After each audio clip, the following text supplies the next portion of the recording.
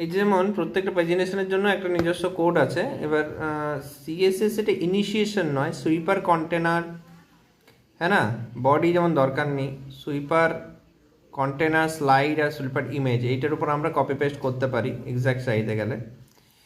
আর slides পার view ওটা দিয়ে আমরা ইয়ে করতে পারি, আমরা ডেফিনেটলি স্পেস বিটুইন দিয়েও করতে পারি। স্লাইডস পার ভিউ দিয়ে আমরা জাভাস্ক্রিপ্টে যেয়ে সেটাকে রেসপন্সিভ বানাতে পারি ইজিলি, হ্যাঁ না।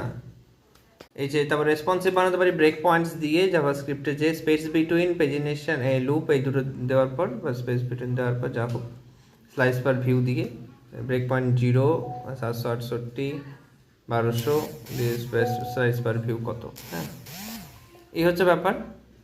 আর কিছু এখানে বলার নেই। হ্যাঁ, কাস্টমাইজ করতে পারি, যেটা আমি বললাম যে ওদের যেটা HTML থাকে এখানে ওদের যে সিএসএস ফাইলটা সুইপার স্লাইড, ওখানে যে আমরা text line center font size background dash background center flex করে ওই মাঝখানে আনে সবগুলোকে ইমেজ ফিমেজ লেখাগুলিকে।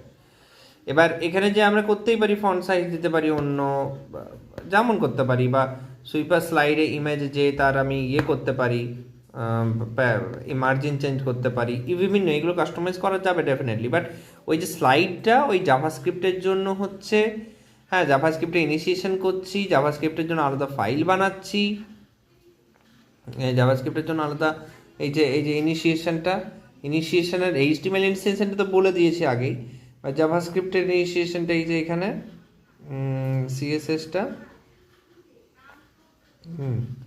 এই যে এটা হচ্ছে সিএসএস এর ইয়েটা আর স্ক্রিপ্টটা, বিকজ তাছাড়া ওই ওই জিনিসটা হবে না, মানে বাই ডিফল্ট ওটা হয়ে থাকছে যে স্পেস বিটুইন এটা মানে কতটা জায়গা নেবে তার মধ্যে ফ্লেক্স করা আছে।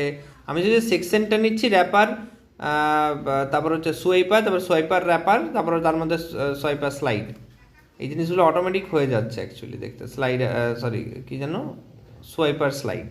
ব্যাকগ্রাউন্ড নিতে হলে ওটা বলছে সেকশনে নিতে হবে, সেকশনের আন্ডারে কন্টেনার এটা। এবার ওই সেকশনটা মানে পুরোটা যাবে, তো এবার তার মধ্যে এতটা কন্টেন্ট ফিগমা ফাইলে, মানে এগুলো দেখে বসাতে হবে যখন আমার সুইপার স্লাইডগুলো কপি পেস্ট করবো সিএসএস ফাইলটা। তো এখানে দেখে নিতে হবে যে উইথ 100%, হাইট 100% দেওয়া থাকতে পারে, হয়তো হাইট দরকার নেই 100% দেওয়ার, ওটা অটোমেটিক সেট করবে, এইভাবে হতে পারে। প্যাডিং দেওয়া আছে, ফ্লেক্স এগুলো তো দেওয়া থাকেই অটোমেটিক্যালি। এটা মেন ফাইল, এখানে উইথ হাইট সুইপার কন্টেনার আর কি। সুইপার কন্টেনার মানে ওটা ইয়েটা মানে ট্যাগটা আর কি, যাই হোক এটা ক্লাস তো নয়, তার জন্য উইথ হাইট দেওয়া আছে। তারপর সুইপার স্লাইড আবার দেখে এখানে জাস্টিফাইড কন্টেন্ট ফ্লেক্স করা আছে, তো উইথ হাইট দেওয়া থাকবে। আমি বক্তব্য হচ্ছে এটা কপি পেস্ট তো মারবে, কাস্টমাইজ করা যাবে আর কি। বিজনেস সিএসএস এখানে শেষ হলো, এখানে এইটা